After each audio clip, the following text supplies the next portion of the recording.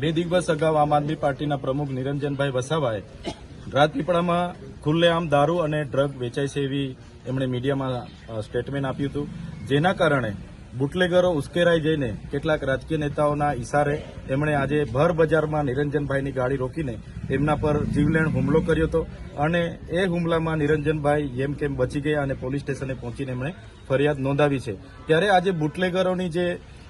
દાદાગીરી છે અને ડ્રગ પેડલરોની જે દાદાગીરી છે કે એક જિલ્લા પ્રમુખ પણ આજે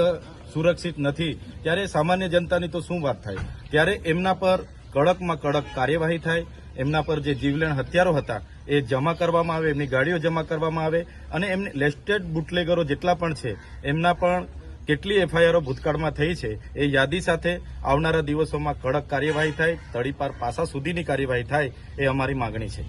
અને જો પોલીસ કાર્યવાહી કરવામાં કોઈ ઢીલાસો અપનાવશે તો આમ આદમી પાર્ટીનું શું કહેતો છે? અહીંના પીઆઈ જે તપાસ અધિકારી છે એમણે કીધું છે 24 કલાકની અંદર એમની ધરપકડ પણ કરીશું, એમના તમામ હથિયારો જપ્ત કરીશું, એમની ગાડીઓ પણ જપ્ત કરીશું અને એમની દરખાસ્ત પણ આવનારા દિવસોમાં અમે કલેક્ટરશ્રીને મોકલીશું। જો આમ નહીં થશે તો અમે બધા જ લોકો